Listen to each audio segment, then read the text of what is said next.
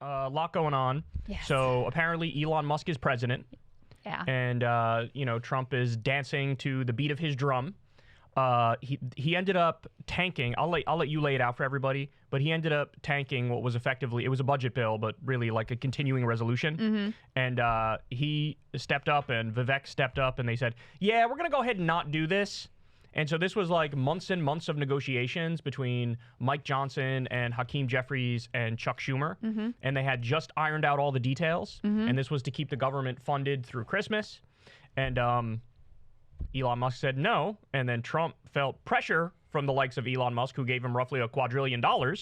And Trump was like, yeah, that's right. No, I don't like this either. Let's kill it. Let's kill it right now. So I'll let you lay out some of the details and we'll react to it. Yeah, so I will lay out some of the details, but you're right to start with. The TLDR is that they, had this deal agreed to. Everyone was kind of on board, and Elon Musk flexed his power here and really did demonstrate that he is, perhaps the most powerful person in Washington. Only Trump could potentially rival him, and is effectively running the show. So that's, I think, the most important thing to get out of this story as we think about oligarchy, as we think about the fact he just basically bought the whole government and has been given this whole of government mandate, as we think about what the next Trump administration is going to look like. I think that is the most important part of this story. But to give you the details, the government we have to pass a new funding bill before tomorrow at midnight, or else the government is going to shut down. Today's Thursday, by the way, that we're recording this. So Friday at midnight, government's going to shut down if they don't pass this continuing resolution. And let's just point out what that means for people. Mm-hmm. So it would mean, for example, that the troops wouldn't get paid. Right.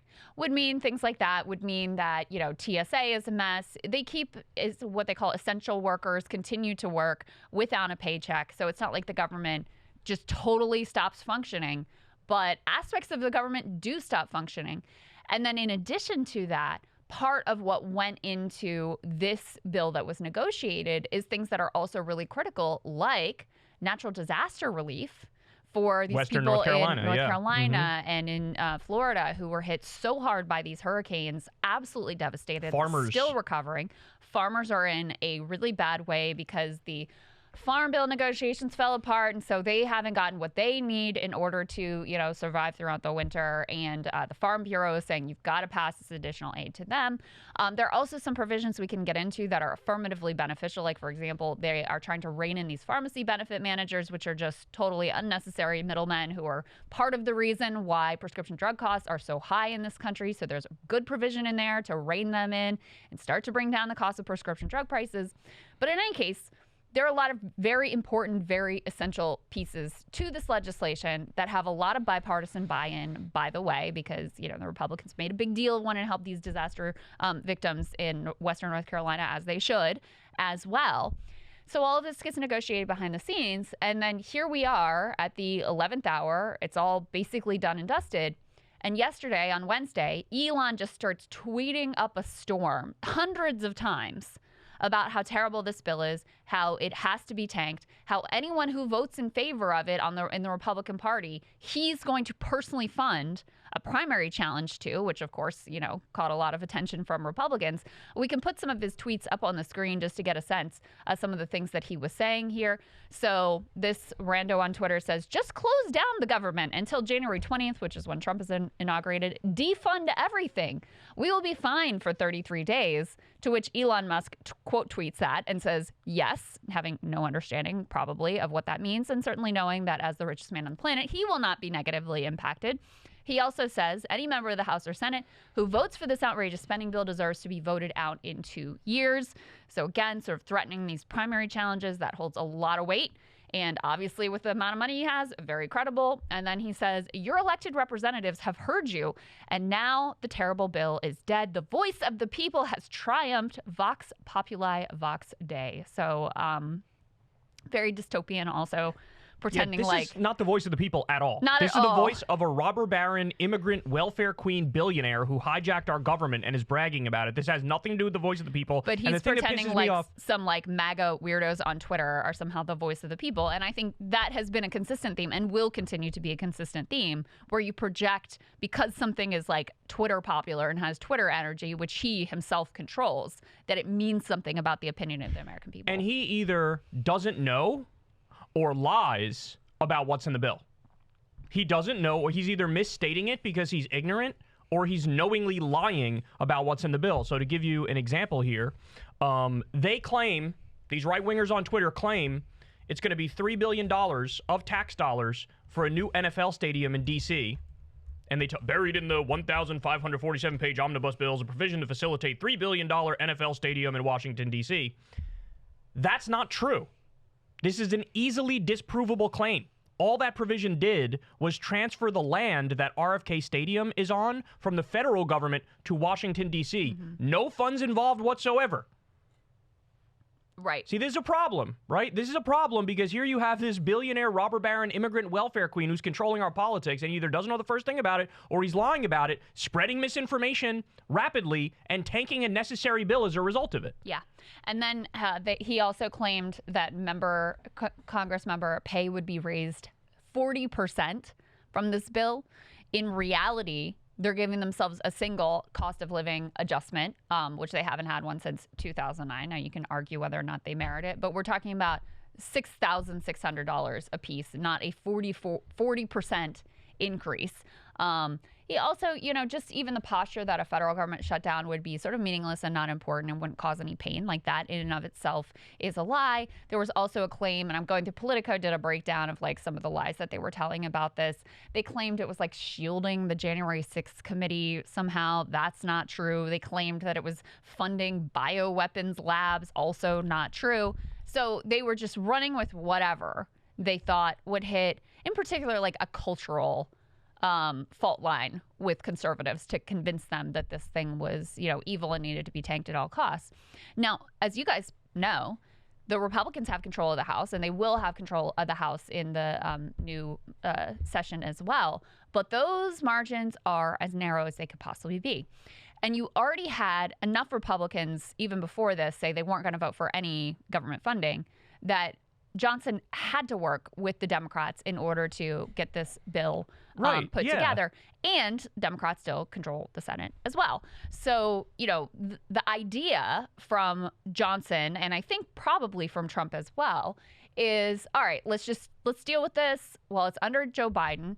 And in addition to funding the government so that it's, dealt with by the time Trump comes into office, I also want a debt limit increase taken care of here as well, because we're going to run up against that in the new year, and I don't want to have to deal with it. And I do want to be able to pass my giant tax cuts to the rich. So let's also wipe that clean and get that dealt with here under Joe Biden before I ever take office. So that was kind of their working plan going in. And now Elon, through his tweeting and through his power and control within the Republican caucus, has completely thrown a wrench in that, leading to some very strange signals also from Trump. So first of all, just to understand the timeline, it's Elon and Vivek tweeting all day long about this and ginning up all this. And lying about it. And lying about the bill. And no ginning idea up what's all in this it. opposition among Republicans and among the right-wing base that's on Twitter, et cetera. Finally, sometime in the afternoon, Trump comes out and is like, yeah, I guess the CR, it's kind of bad. But if we can put what Trump put up on Truth Social, because this is honestly deeply confusing what he even means by this, but it seems somewhat at odds with what Elon is saying. He says, if Republicans try to pass a clean continuing resolution, which means you just pass current funding levels with nothing else added to it, without all of the Democrat bells and whistles, that will be so destructive to our country. So he's saying if they try to pass just the clean continuing CR, that will be destructive. He wants the Democrat bells and whistles, I guess. All it will do after January 20th is bring the mess of the debt limit into the Trump administration rather than allowing it to take place in the Biden administration. Any Republican that would be so stupid as to do this should and will be primaried. Everything should be done and fully negotiated prior to my taking office on January 20th, 2025. So in any case, Elon successfully rolled the House Republican caucus. They just completely bent to his desire to shut down the CR. It's back to the drawing board with Mike Johnson. Mike Johnson's speakership, by the way, is gravely imperiled at this point, again, because of Elon and Vivek, because Trump had been kind of behind Mike Johnson. He's been a close ally of Trump and very reliable ally for Trump this whole time around. And I think basically what happened here, Kyle, is Johnson made the mistake of thinking that if he had Trump's okay and go ahead in these negotiations, that was all he really needed, not recognizing the new dual reality of power in Washington under Trump 2.0, that he needed not just the buy-in from Donald Trump, he needed the buy-in from Elon Musk to keep this thing from going off the rails. And I think that was the misjudgment from Mike Johnson, was not recognizing that Elon has this power center. He's the richest man on the planet. He gave Trump over $250 million for his campaign. He controls Twitter, which is incredibly important in terms of the right-wing ecosystem, in terms of national media in general. And he has his own base of supporters as well. So he has, significant cards that he's playing right now. So who's in charge? Let me ask Trump. Who's in charge? What happened? I thought you're the big boss man. I thought you're at the top. Now your donor comes in there and basically takes the reins from you, brazenly so. And so now Democrats are out there on all these different shows and on Twitter saying repeatedly, President Musk and Vice President Trump. And they're saying that because that is very, very clearly the power dynamic. That is very clearly the power dynamic. So what I'm waiting for is, I know Trump's ego. I know it's gigantic. And in the past, if somebody crosses him even 1%, he will eventually throw them under the bus really hard and screw them over and end them. And we're about to see whether or not this is the case with Elon Musk. My fear is he actually genuinely bought into the hype around Elon Musk. He thinks he's this mega genius as opposed to this fucking idiot that he is. Mm-hmm. And so I don't know how he's going to react, because I think he doesn't want smoke with Elon. But at the same time, if he really did take on that fight, Trump's going to win that fight. Trump holds all the cards. Do you have any idea how much corporate welfare Elon Musk gets? Mm-hmm. And Trump has direct control over that. So you need to reassert dominance. By the way, never in a million years did I think I would be out here telling Trump you need to take control, sir. Yeah. You need to be the one. But very clearly, this immigrant welfare queen robber baron is causing huge problems here. And I just want to stress this one point, because this is, to me, the most important thing. You had Mike Johnson was on Newsmax earlier in the day yesterday, and he was bragging about PBM reform, pharmacy benefit manager reform. These pharmacy benefit managers, they're middlemen on our drugs, and it leads to rampant price gouging, right? So this is a huge problem. They're one of the main reasons why the cost of drugs is through the roof in this country. So in this bill, they had a provision to rein them in and address that. Then in come Vivek and Elon. They tank the whole thing, and now it looks like this isn't going to make it into the final bill.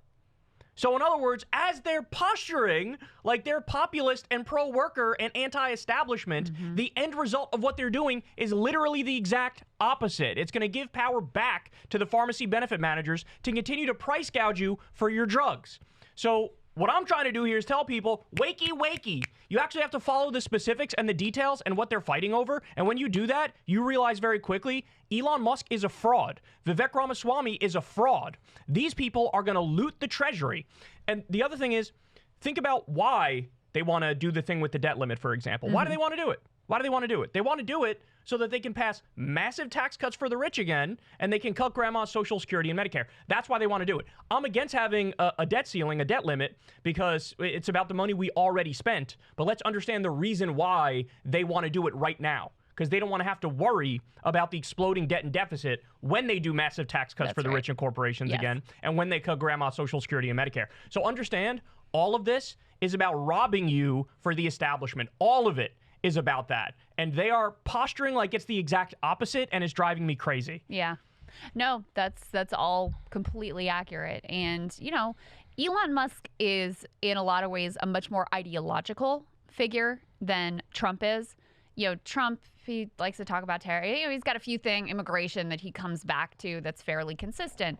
But he's also very transactional. He'll completely change his views based on what he thinks is convenient in that moment, who's funding him to believe these things. I mean, as one example, completely changed his views on crypto. Used to say it was a scam to undermine the dollar. Now he has his own crypto coin, is planning to do this massive upward transfer of wealth by having a Bitcoin national reserve. So he's a less locked in ideological figure. Elon is a much more ideological figure. And his model politician is Javier Milei. And what is Milei all about? He, slashed social spending, and is privatizing everything he possibly can, and actually in direct contradiction to Trump's plans to have this like insane tariff regime, which makes absolutely no sense. Elon was praising Javier Milei for rolling back tariffs in Argentina. So there's also there's a kind of ideological dissonance between how Trump has portrayed himself, at least, and the plans that Elon has had. And Trump has also consistently claimed that he would not touch Medicare, that he would not touch Social Security. This was part of what was the key to his success within the Republican Party and then within the general electorate more broadly. Elon is out there retweeting Mike Lee threads about how Social Security is like a pyramid scheme and a scam.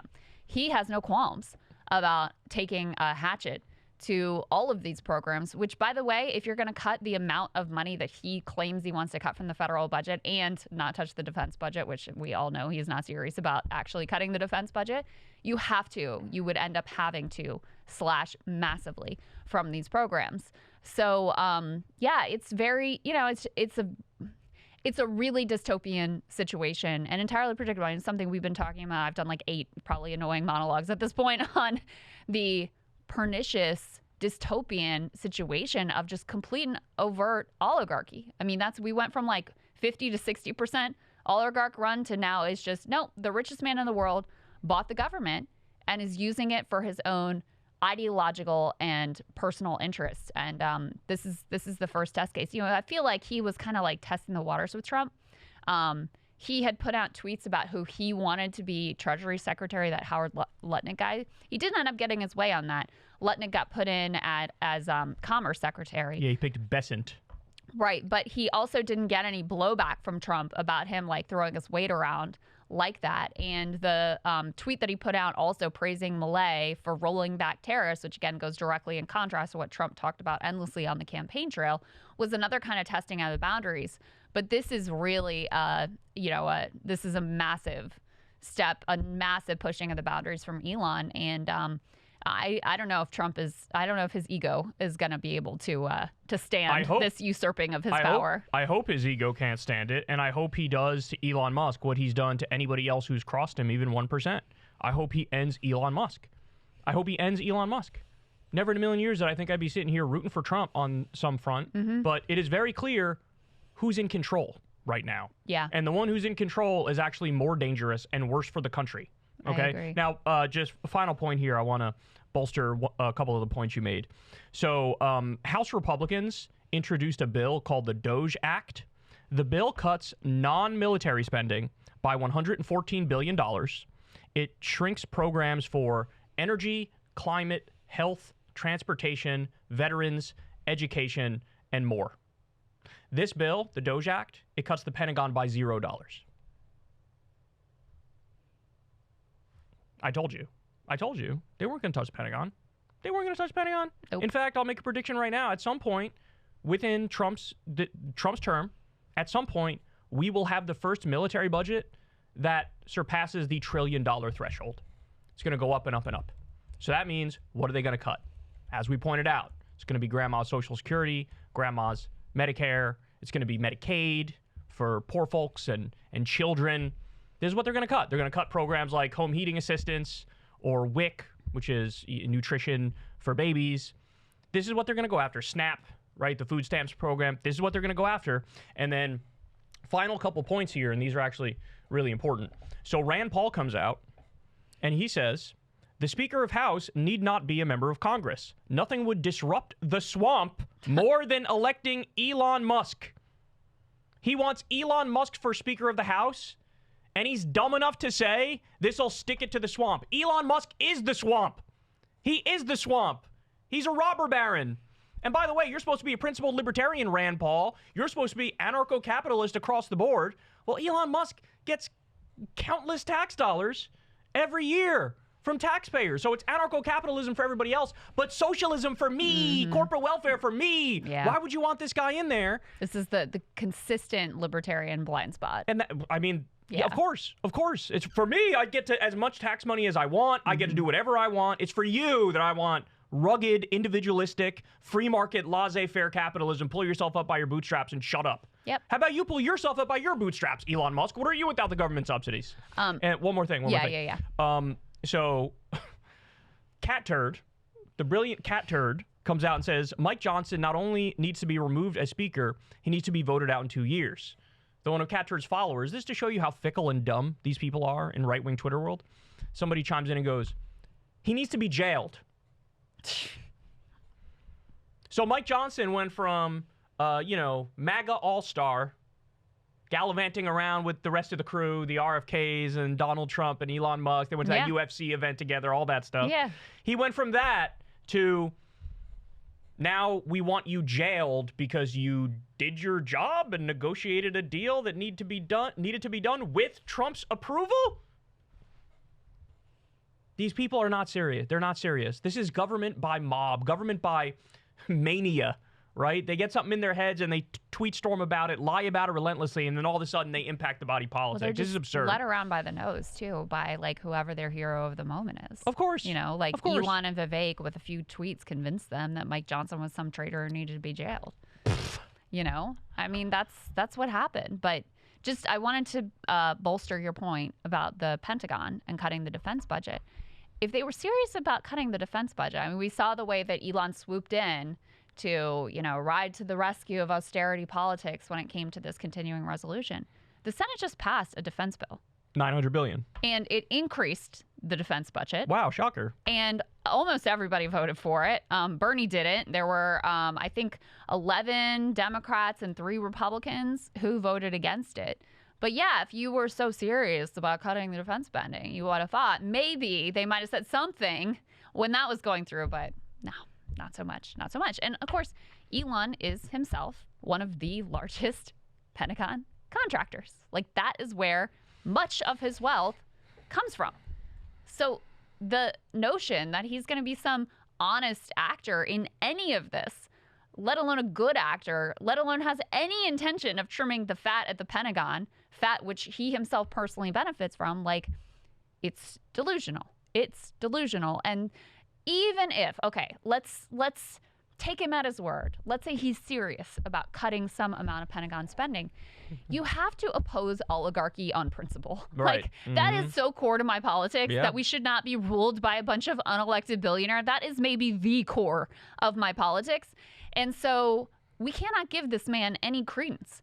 You cannot give this project any legitimacy of just handing over the entire government to the richest man on the planet. Yeah, and it's a new monarchy, Crystal. That's what it is. Do you know what percentage of billionaires were born into extreme wealth and privilege? It's 60%. The majority of billionaires were born into extreme wealth and privilege. That means you're part of the lucky sperm club, son. You're part of the lucky. You're not special. You're not a genius. You don't work that much harder than everybody else. You're part of the lucky sperm club. You were born on third and thought you hit a triple. And he thinks that gives him the right to take the reins of power in an undemocratic fashion. Well, fuck that. But by the way, this will be the final point. I think they're gonna implode in terms of their support in the country. Trump and this gaggle of idiots. Yeah. They're gonna implode because they're not. Their idea of governance is literally slash every program that helps regular people. Yeah. Right? And give me all the money. Well, that's their theory of governance. Elon told us, shared pain. There's going to be shared economic hardship, right. The economic hardship. Not for him and his billionaire buddies who are, working hard to make sure that they get their giant tax cut and their government goodies, but for you all. That means they've talked openly about it. You've got Mark Andreessen out there, Elon's buddy who, backed him in his Twitter bud and helped finance a bunch of his companies, who's spending half his time down at Mar-a-Lago advising Trump, et cetera, saying we need a reverse FDR, meaning all of the New Deal programs, things like the minimum wage and Social Security, and Medicare technically came later, but as part of this, New Deal social safety net building project, all of that getting rolled back. Like, that is their ideology, and they're much more ideological too than Trump is. Those are the people that have been handed over power in the entire government. And, the reason, just to make it really plain, the reason they want the government to be small, to be ineffectual, to be, hacked down to bits is because they want to have no cop on the beat. That's right. They want nobody out there who could possibly check their ambitions and their power. So the Securities Exchange Commission that's tangled with Elon, gone. The CFPB, the Consumer Financial Protection Bureau, that, actually shut down some of Mark Andreessen's like scammier portfolio investment companies, that's gone.